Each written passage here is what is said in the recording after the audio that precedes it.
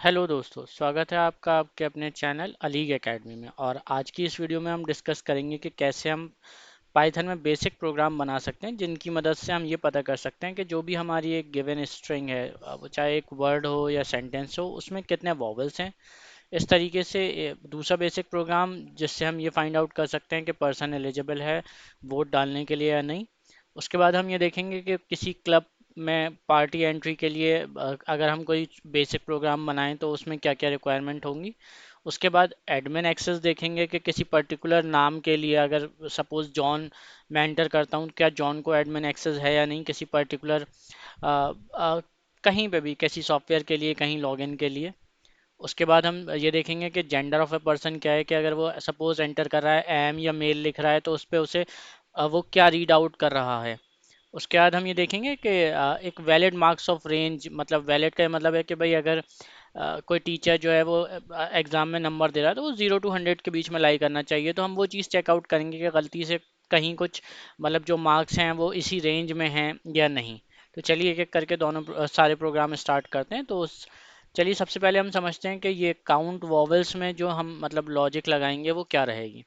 तो देखिए सबसे पहली चीज़ ये समझिए कि वॉवल्स क्या चीज़ होता है। तो वॉवल्स का सिंपल सा मतलब होता है A E I O U, यानी कि अगर ये अल्फ़ाबेट्स जो हैं, इन अल्फ़ाबेट्स को हम कहते हैं वॉवल्स। तो अब मैंने कोई स्ट्रिंग लिखी, सपोज मैंने बॉस लिखा, तो अब बॉस में अगर आप देखें यहाँ पे तो BOSS, तो इसमें क्या है, ये जो है ये एक वॉवेल है, बाकी सब क्या है, कॉन्सोनेंट हैं। तो हमें ये रीड आउट करना, हमें ये फाइंड आउट करना है कि किसी भी पर्टिकुलर वर्ड में या सेंटेंस में कितने वॉवेल्स हैं। तो यहाँ पे देखिए हमारी जो प्रोग्राम की लॉजिक है वो कुछ इस तरीके से रहेगी कि सबसे पहले हम क्या करेंगे, यूज़र का इनपुट ले लेंगे। ठीक है। अब वो यूज़र इनपुट लेने के बाद हमें क्या करना है, हमें एक हम लिस्ट बना लेंगे जिसमें हम ये वॉवेल्स असाइन कर देंगे। ठीक है, कि भाई ये है वॉवेल्स हैं, हमें ये चीज़ फाइंड आउट करनी है कि उस पर्टिकुलर इनपुट में ये है या नहीं। तो उसके लिए हम क्या करेंगे, फॉर लूप से उस यूज़र इनपुट पे हम इटरेशन करेंगे। तो हमने कर दिया for suppose for I in user input. ठीक है, अब ये यूज़र इनपुट का ये मतलब है कि जो भी हमारा ये इनपुट है वो उस पर एक एक को जाके रीड करेगा। और फिर रीड करने के बाद क्या करेंगे, रीड करने के बाद हम ये देखेंगे इफ़ कंडीशन लगा के कि जो आई है वो सपोज जो भी हमने ये वॉवल्स यहाँ पे डिफाइन करें हैं, क्या इसमें वो एग्जिस्ट कर रहा है। अगर वो इसमें एग्जिस्ट कर रहा है तो हम एक काउंटर ले लेंगे और उस काउंटर को हम इंक्रीमेंट कर देंगे बाई 1। और फाइनली जब ये पूरा लूप एग्जीक्यूट हो जाएगा तो उसके बाद हम ये देखेंगे कि इस काउंटर की वैल्यू क्या है। ठीक है। लेकिन देखिए ये प्रोग्राम मतलब बिल्कुल सिंपल सी लॉजिकल, इसमें एक चीज़ हम और ऐड ऑन कर सकते हैं। सपोज मैंने यहाँ पे ये इस तरीके से लिखा था BOSS, और मैंने अगर अपनी जो लिस्ट है वो सिर्फ स्मॉल लेटर में डिफाइन करी है और मैं यहाँ पे इसको ऐसे लिख दूँ BOSS, तो होगा क्या कि वो इस O को इससे कंपेयर करेगा तो रिजल्ट सही नहीं देगा। क्यों? क्योंकि पाइथन क्या है, केस सेंसिटिव लैंग्वेज है, उसमें स्मॉल लेटर S जो है वो कैपिटल लेटर S के बराबर नहीं होता। इसी तरीके से O जो है वो इस O के बराबर नहीं होगा। तो उसको नलीफाई करने के लिए हम क्या करेंगे कि हम जो यूज़र इनपुट है उसको हम फर्दर लोअर में कन्वर्ट कर लेंगे।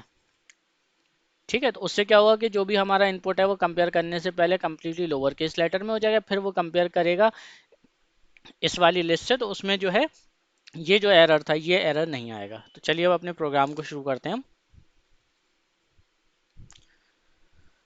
यहाँ पे हम डालते हैं, सॉरी,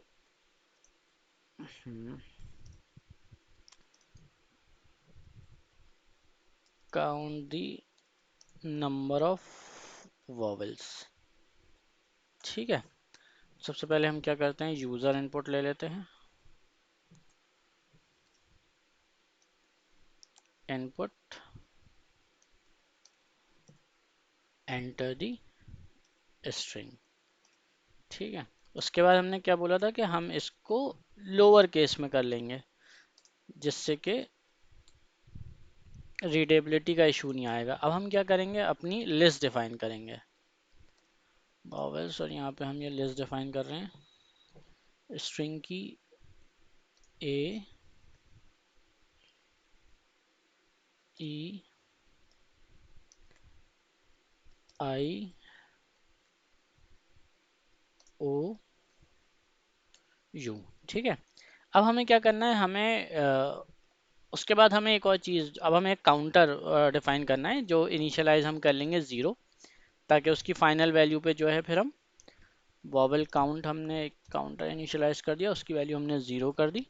अब हम इटरेट करेंगे अपने इनपुट पे, तो यानी for I in user input. ठीक है, तो ये जो यूज़र इनपुट है वो यहाँ से रीड करेगा। ठीक है, एक एक करके। उसके बाद हम क्या देखेंगे कि अगर आई जो है वो वॉवेल्स में है, ठीक है, तो आप क्या करें, वॉवेल काउंट को हम इंक्रीमेंट कर देंगे बाई 1, तो +1 इज इक्वल टू, तो उसे हमने इंक्रीमेंट कर दिया बाई 1। ठीक है, और जब ये पूरा लूप हो जाएगा तो उसके बाद हम क्या करवा लेंगे, अब हम प्रिंट करवा लेंगे जो हमारी वैल्यू है। तो यहाँ पे हम फॉर्मेटेड स्ट्रिंग का इस्तेमाल करेंगे। यहाँ पे हम लिखेंगे required number of vowels in a given string।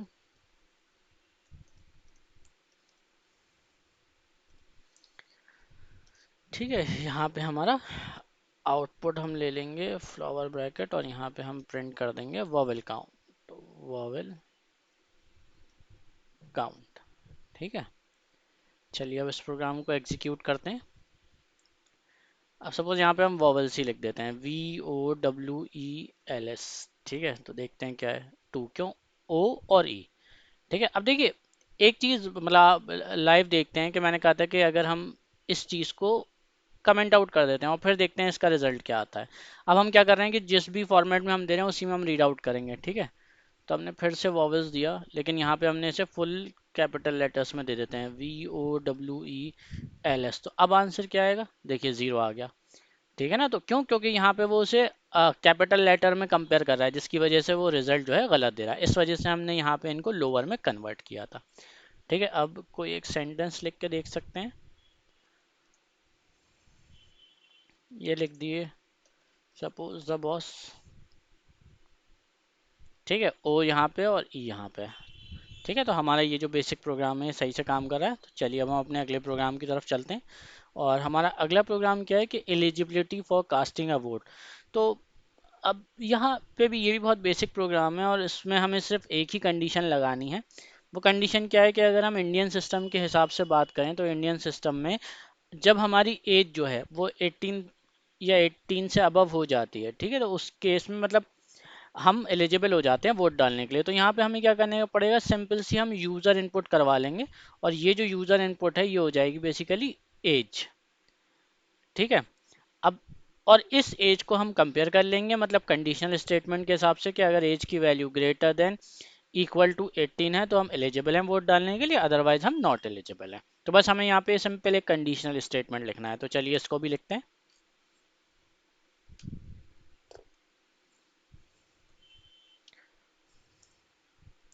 यहाँ पे हमने डाला वोट कास्टिंग। ठीक है, अब यहाँ पे हम क्या करते हैं, वोटर की एज इनपुट करवा लेते हैं। अब देखिए एक चीज़ समझिए कि अब अ, हम यहाँ पे जो टाइप कास्ट करेंगे वो हम फ्लोट लेंगे। क्यों, क्योंकि अगर कोई 18 साल 4 महीने का है तो अगर वो मतलब 18.4 डाला है तो वो भी एलिजिबल है। तो उस चीज़ के लिए हम यहाँ पे इनपुट जो है उसे टाइप कास्ट कर लेंगे एज अ फ्लोट, और यहाँ पे हम एंटर कर देंगे enter your age, sorry enter your age. ठीक है, वोटर एज हो गई। अब यहाँ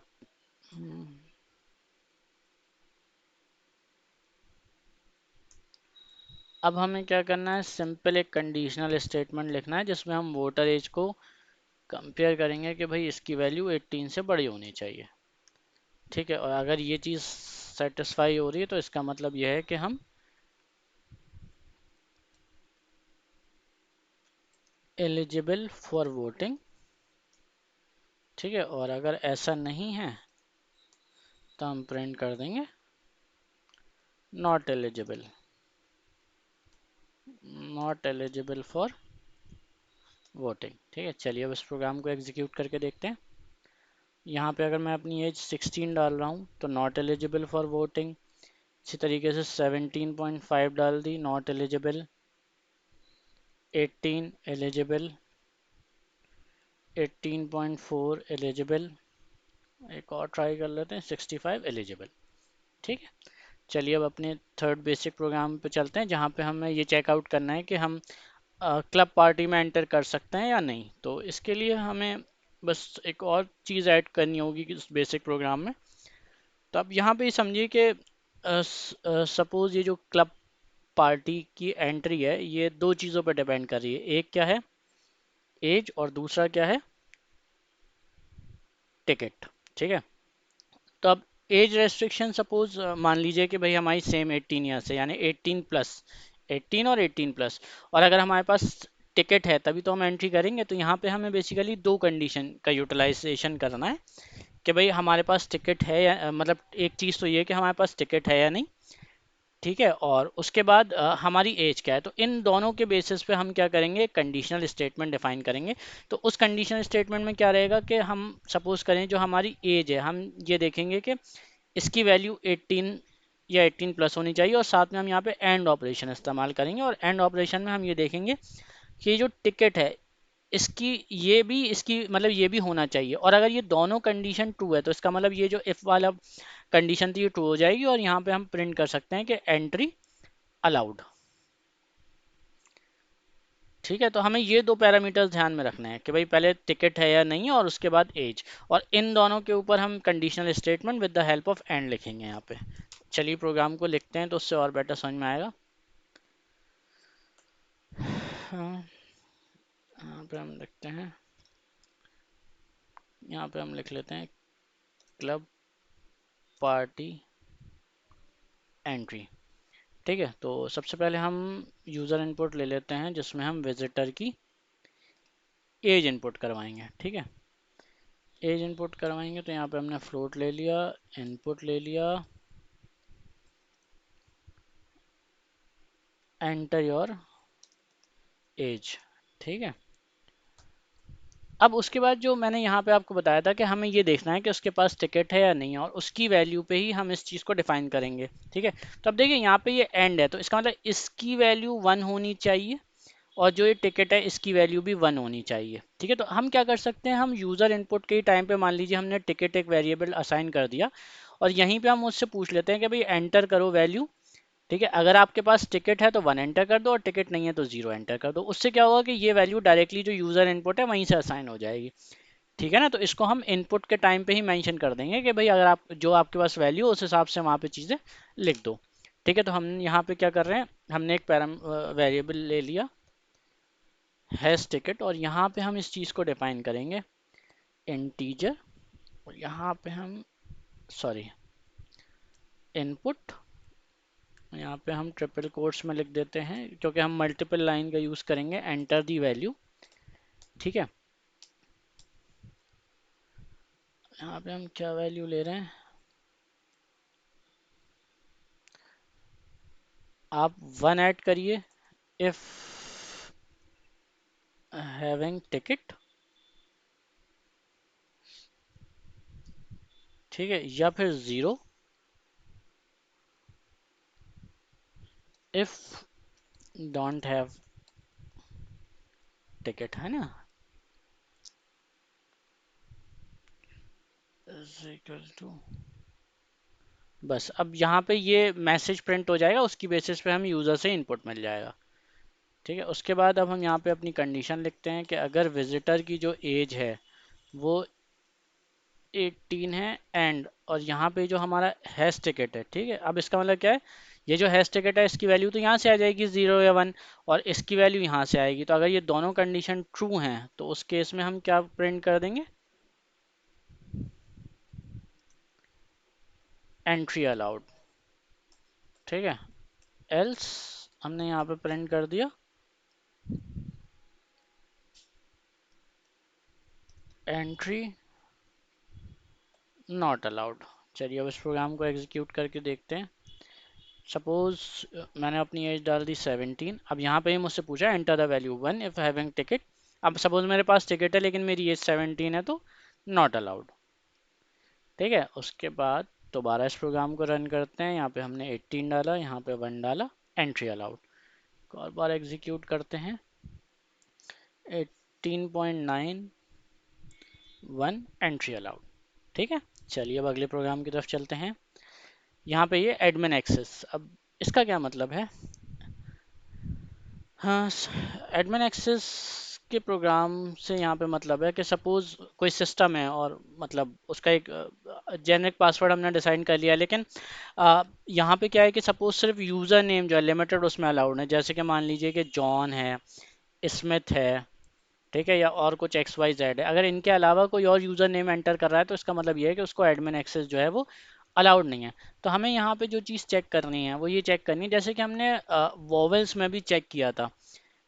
ठीक है ना, तो वॉवेल्स वाले में हमने क्या चेक किया था कि भाई ए ई आई ओ यू जो हमने बनाया था वो उससे कंपेयर किया था, लेकिन यहाँ उस टाइप का कंपैरिजन नहीं करेंगे। यहाँ हम सिंपल क्या है कि हमने सपोज कर लिया यही दो नाम है जिनको एडमिन एक्सेस अलाउड है, तो हम क्या करेंगे, सबसे पहले तो एक यूज़र इनपुट ले लेंगे, ठीक है, और उसके बाद उस यूज़र इनपुट को दोबारा से हम लोअर कर देंगे ताकि जो यूज़र इनपुट है वो लोअर में कंपेयर हो, और हम कंडीशनल स्टेटमेंट लगा लेंगे कि भाई जो यूज़र नेम था वो या तो जॉन होना चाहिए, ठीक है, और का मतलब क्या है कि और इसलिए इस्तेमाल कर रहे हैं कि अगर जॉन है या इसमें तो दोनों को ही एक्सेस है, इसलिए अगर इसकी वैल्यू वन है या इसकी वैल्यू वन है, ठीक है ना, मतलब नाम ये है या ये, तो इस केस में जो हमारा कंडीशनल स्टेटमेंट है वो ट्रू हो जाएगा, और जो भी मतलब जॉन या स्मिथ है उसको एडमिन एक्सेस है तो यहाँ पे ये प्रिंट हो जाएगा, ठीक है ना। तो चलिए अब इस प्रोग्राम को बनाते हैं।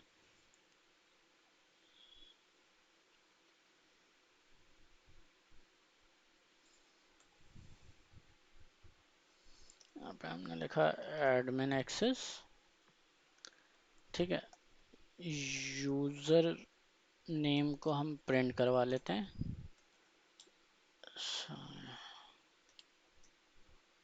इनपुट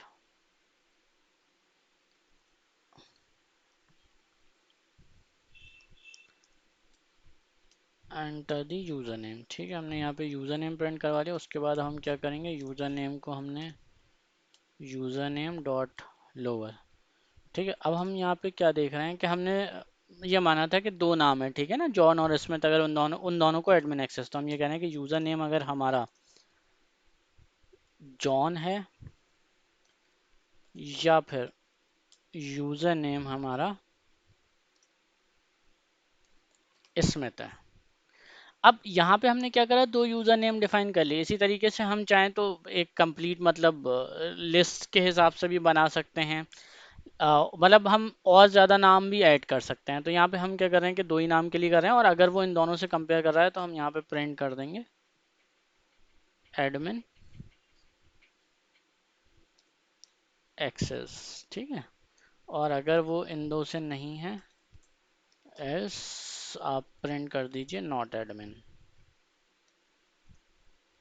ठीक है। चलिए अब इसको रन करके देखते हैं। क्या, अच्छा सॉरी, यहाँ पे हमने इसे क्लोज नहीं किया। अब मैंने अगर यहाँ पे समीर डाल दिया नॉट एडमिन, ठीक है, यहाँ पे अब मैं डालता हूँ जॉन, देखिए मैंने जे यहाँ पे कैपिटल लिखा है, लेकिन हमने यहाँ यूज़र डॉट लोअर यूज़ किया है तो इस वजह से उससे कोई फ़र्क पड़ेगा नहीं। तो जैसे ही मैं जॉन पे कर रहा हूँ एडमिन एक्सेस, इसके बाद हम यहाँ पे डालते हैं स्मिथ एडमिन एक्सेस, ठीक है। चलिए अब अगले प्रोग्राम की तरफ चलते हैं जो है जेंडर ऑफ अ पर्सन। अब जेंडर ऑफ ए पर्सन में हमें जिस चीज़ का ध्यान देना है वो, अब हम चलिए इसकी लॉजिक समझते हैं कि यहाँ पे हम क्या करेंगे।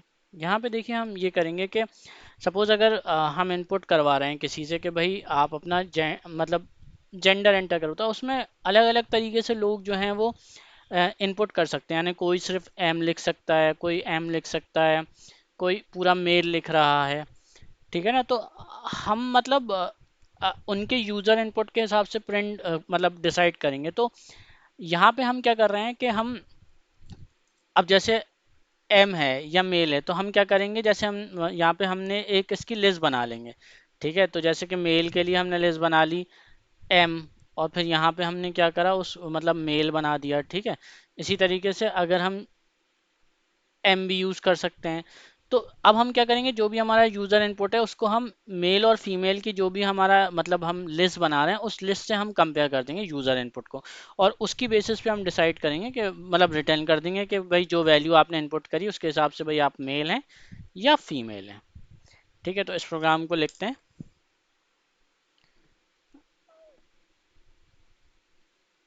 यहाँ पे हम लिख रहे हैं जेंडर ऑफ अ पर्सन। ठीक है,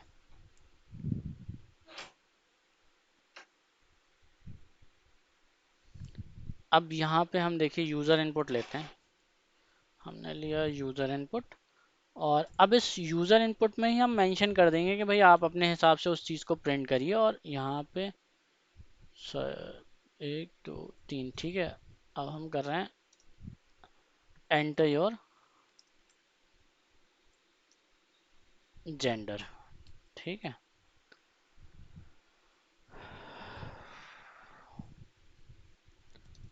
फॉर मेल एम और मेल। ठीक है, और फॉर फीमेल एफ और फीमेल। ठीक है, वो हमने यहाँ पे इनपुट करा दिया। उसके बाद हम क्या करेंगे कि भाई जो भी यूज़र इनपुट है, एक चीज़ और कर सकते हैं। यहाँ पे हमने मेल लिखा, उसको हम आप कर दीजिए मेल। ठीक है, और यहाँ पे कर लीजिए आप उसे फीमेल, मतलब जिसमें भी लिखना चाहे। और फिर यहाँ पे हम क्या करेंगे कि उस यूज़र इनपुट को फिर से हम क्या कर देंगे, लोअर कर देंगे, जिससे कि हमें आसानी हो कंपेयर करने में और रिजल्ट गलत ना आए। ठीक है, अब हमने मेल, क्योंकि हमने लोअर कर दिया यहाँ पे, तो अब हम एक काम कर सकते हैं कि जो हम लिस्ट बनाएंगे वो छोटी कर सकते हैं। यहाँ पे सिर्फ यहाँ पे एम लिख दिया हमने, और साथ में यहाँ पे हम लिख देते हैं मेल। ठीक है, क्योंकि हमने यहाँ पे लोअर कर दिया है, तो इसलिए ये वाला मेल भी जो है वो इस तरीके इससे ही कंपेयर हो जाएगा। ठीक है, इसी तरीके से हम यहाँ पे फीमेल लिख रहे हैं, और ये लिखा मैंने, यहाँ पे हम एफ कर देंगे, एफ के बाद फीमेल।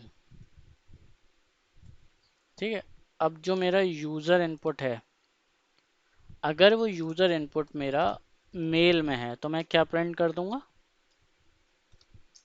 प्रिंट कर दूंगा मेल। ठीक है, और अगला हम यूज़ कर लेते हैं एलिफ। अगर यूज़र इनपुट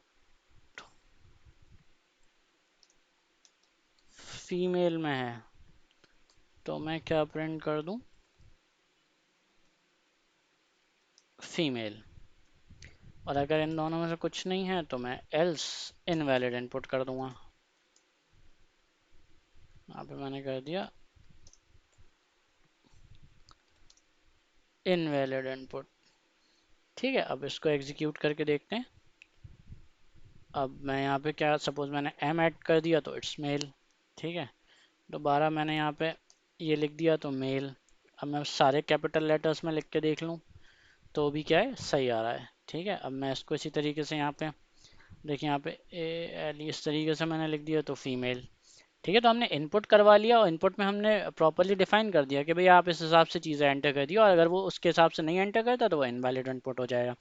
अब वो एम मेल या मेल जिस तरीके से भी लिखेगा वो लोअर केस में कंपेयर होगा, जिसकी वजह से क्या है कि रिजल्ट गलत नहीं आएगा अगर वो सही इनपुट दे रहा है। ठीक है, चलिए अब अगले प्रोग्राम की तरफ चलते हैं। Valid marks of a range. तो valid marks of a range का मतलब सिंपल सा ये है कि हम सिर्फ एक सिंपल कंडीशनल स्टेटमेंट लिखेंगे, जिसमें हम क्या करेंगे कि जो मार्क्स दिए हुए हैं बच्चों को, वो हमें ये चेक करना है कि भाई वो 0 से ज़्यादा हो, ठीक है ना, और 100 से कम हो। ठीक है ना, तो अगर वो इस रेंज में लाई कर रहे हैं तो इसका मतलब ये है कि जो भी मार्क्स बच्चों को मिले हैं वो वैलिड है। ठीक है, तो चलिए इस प्रोग्राम को लिखते हैं। बहुत ही बेसिक सा प्रोग्राम है। Valid marks of a range. ठीक है, वैलिड मार्क्स रेंज।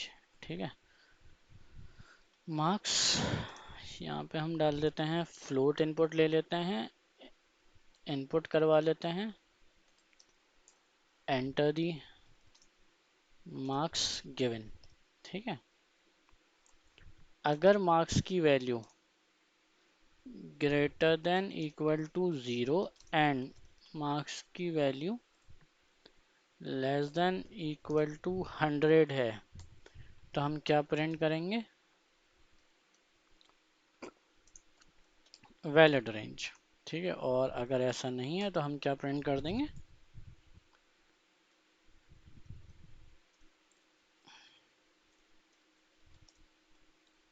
ठीक है, इनवैलिड रेंज। बस ये हो गया हमारा छोटा सा प्रोग्राम। अब हम इसको यहाँ पे रन करके देखते हैं। सपोज 10 तो वैलिड, ठीक है। और अगर मैं इसी को -10 कर दूं गलती से, तो यहाँ पे देखिए इनवैलिड रेंज आ गई। ठीक है, तो इस तरीके से हमारी सारे प्रोग्राम कंप्लीट हो गए। Thanks for watching. और इनके साथ